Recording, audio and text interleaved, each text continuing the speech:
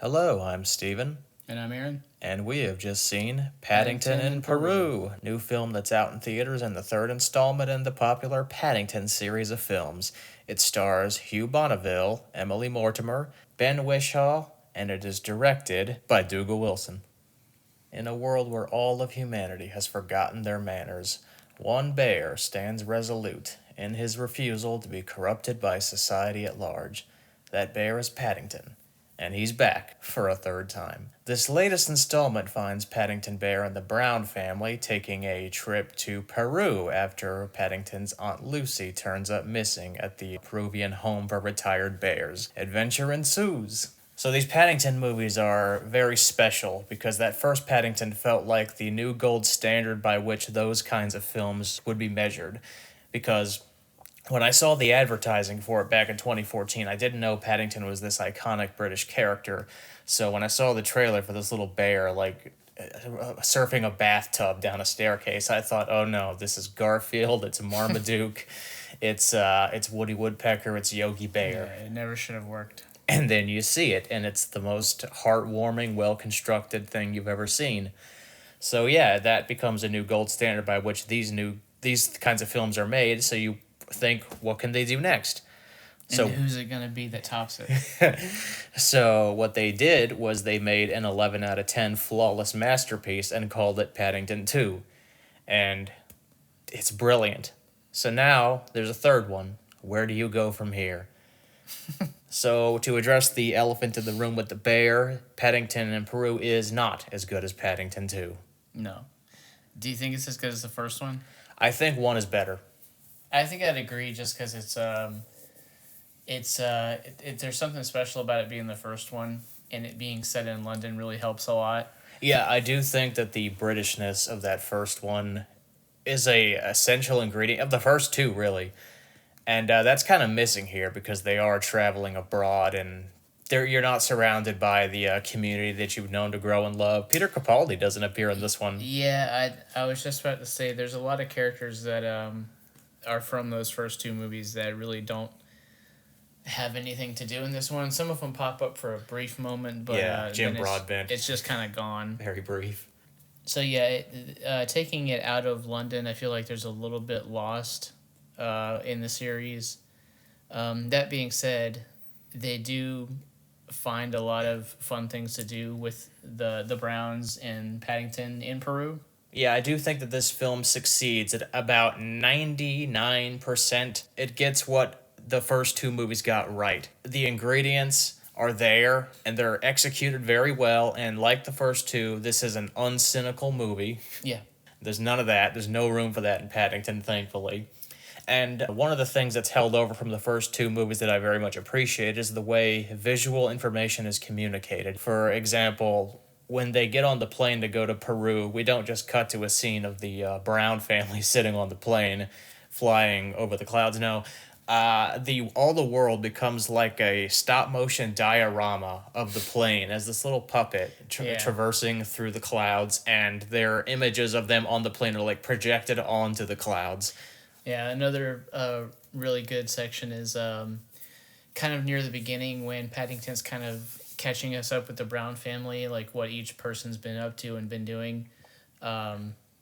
He shows us Mary is her name, right? I think that's right. And she's like doing her painting, and then like they kind of do this whole thing where her painting kind of comes to life, and it's like everything's done with paint strokes, and it's very well done, and it kind of depicts the family. A painterly animated sequence. Yeah, being together. Kind of reminiscent and a lot like the pop-up book in the second one, although not as effective. Also, I think just because they don't let it last long enough. Also, I do believe in Paddington 2, Mary's drawings are also depicted in animation. Yeah. Specifically a scene of her jumping off a bridge into some water, which ends up being a setup for something that happens later on. And that's another thing. All of these Paddington movies are always like packed with setups all throughout the opening 30-40 minutes that pay off. That's continued here. I felt like this was the least effective they've been in terms of doing that. In the first movie, it's kind of a stroke of genius. You don't realize that it's happening until everything kind of comes together in the end. And then the second one, you're when they start setting up these little things, you expect it to pay off in the end, but then you're surprised in the way that it pays off in the end. And So then this one, they kind of do the same thing, but the way they pay off in the end, I thought was like not as clever or not as interesting as it was in previous movies. yeah. Sometimes the payoffs in Paddington 2 were things that I did see coming, but it didn't matter because they were so well executed Yeah. and it was just filled with unforgettable characters like Knuckles McGinty. Yeah. I guess we can go straight into that. That is something that this movie does excel at. Is the characters are very memorable. We don't have the whole cast of like the London crew. It's more focused on the Paddington and the Browns, but with the villains, are once again like really good this time around. Not reaching the heights of the second one, but still very enjoyable. Yeah, Phoenix Buchanan is a very hard act to follow, but Antonio Banderas, who plays a character that could be considered the villain, does a pretty good job. He plays a riverboat captain who's on a mission to find the golden city of El Dorado. Yeah, and then Olivia Colman turns up as the head of the place for the bears. Yeah, she plays the like the mother superior who runs the home for retired bears, and her motivations are Yeah, ambiguous. intentionally ambiguous. Even said directly in dialogue, she's Suspicious. she's a suspicious character, and the things they do with her are really fun. And she like savors every moment that she gets on screen. She's always a powerhouse performer. It's all in the eyes. Like she's kind of like the actor Michael She has a Emerson. gigantic smile Just and these those like big eyes. big Disney character eyes that can convey every emotion. Yeah, just an incredible smile, and she's always gives 100%, and she gives a very lively performance as a suspicious musical guitar playing singing nun. Yeah. Back to Antonio Banderas though, like he is like the central antagonist for most of the movie. But I think the thing I like the most about him is that his motivations are so one dimensional and cartoony and simple. But he's having such fun as the character that it really doesn't matter.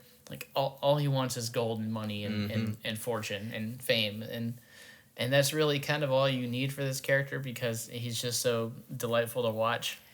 And his character comes from a long line of gold-seeking treasure hunters, and he sees basically ghostly visions of all of his dead relatives who have all passed away in search Right. of El Dorado, and he gets to play all of them. So there's a lot. Yeah, he plays all of them. So there's lots of scenes of Antonio Banderas acting off of himself, kind of like Sylvester Stallone in that terrible Spy Kids movie. Yeah.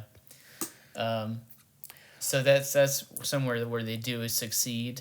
Another newcomer, and this one kind of hurts, is Mrs. Brown is no longer played by Sally Sally Hawkins. Hawkins. This time she's been taken over by Emily Mortimer.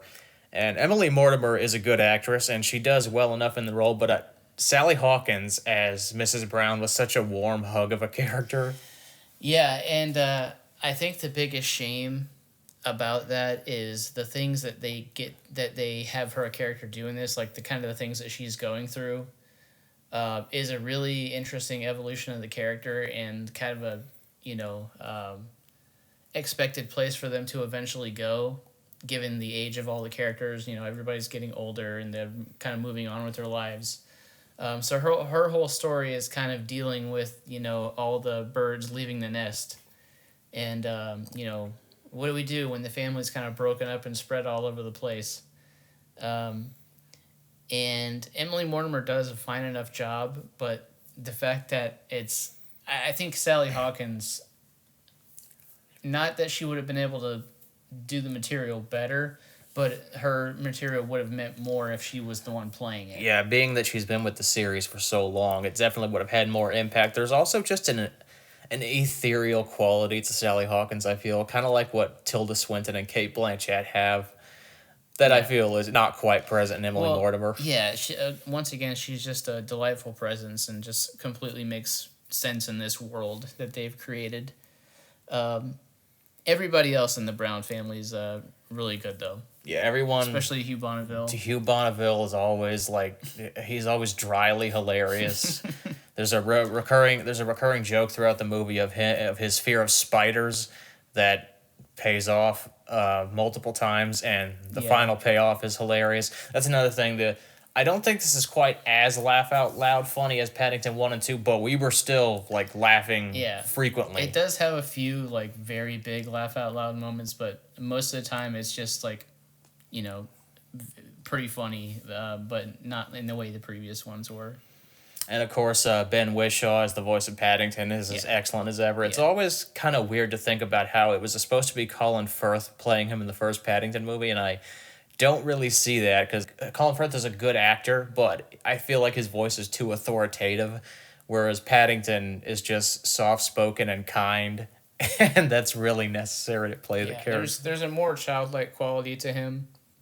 He's got a much more whimsical kind of voice for the character. Colin Firth probably would have been good, but they got the perfect right guy for this. Oh, and speaking of Paddington, the bear itself is it's He looks fantastic. You completely forget these a digital creation. it's always shameful when you go to see a Marvel movie and they're just packed to the brim with these plastic looking fake CGI characters because they've been rushed because the VFX crew are always being subjected to these unreasonable like deadlines that they have to or meet. changes at the 11th hour. Yeah. That's kind of I think one of the things that works about this is the gags feel cleverly like put together and thought out ahead of time. It doesn't feel like something they threw together in post. It feels like they're working off a finished script here. They're trying to use locations when they can, and when they don't, you'll notice a green screen when they pop up, but you buy it because the writing is good enough, and the characters are good enough, and like we said, Paddington himself is just a seamless creation. There was a moment at the beginning of the movie where Paddington is in the river and he's like hurtling towards a waterfall, and I remember thinking in the cinema as I was watching it, this actually the peril of the scene, I can actually feel it. It's actually kind of alarming because it was a real waterfall and that thing was immense. Mm-hmm. And when you care about the bear and don't want to see him tumble to his death, it's amazing how much digital effects don't matter whenever everything else is working. Not that they're bad and the script is propping them up, but it's just more seamless when you've got a good script and you've got good actors and acting and everything else is working. You don't focus on, oh, this is a fake thing or that's a CGI thing or that green screen looks bad. Everything just works. yeah, all the ingredients are there. Everything that made the first two Paddington movies works here at about 99%, but it doesn't quite cross the threshold into Paddington 2 level of brilliance. Yeah, emotionally, it does a pretty good job, and they got me like just about all the way there with their ending, and some of the choices they make. Even if they were maybe a little bit predictable, they're still effective. One of the things that I kind of noticed about this one, which I think was kind of a detraction, was I felt like the slapstick in this series has had a ton of slapstick, but this is the first one where I thought like maybe it was a little bit too much, like just a little slight bit overdone or not clever enough. Yeah, just a hair here and there. There were a few elements. There's a couple scenes involving Hugh Bonneville's bosses. They parachute into a building. Yeah, they parachute into the building. It's probably not as ridiculous as you'd think when you consider the climax of Paddington 2 took place on a moving train, but Yeah. I don't know. It just seems slightly off kilter to me. I But mean, there's stuff on the boat too, where you've got Paddington tied up to the captain's wheel, and he's spinning all over the boat, and it's like, this feels like just a tad bit much. Like maybe we could have pulled back a little bit. yeah. But there are plenty of like gags that they do that work. Plenty of other stuff that they do that is funny. So as you can see, we're definitely a lot more enthusiastic about this film than something that was out earlier in the year like Flight Risk. We were enthusiastic about that in a different way. Yeah, that was almost good bad, and this is just good. So where do you think they take the series from here? Do you think we get a fourth one, and should we get a fourth one? Do they take the risk? We're reaching Toy Story levels of diminishing returns here. The movie was hurtling towards an ending that to me seemed like it was going to be definitive and final, but then the way it ultimately does ending and does leave the door open for more sequels, but I don't think they should do it. It's not a risk worth taking.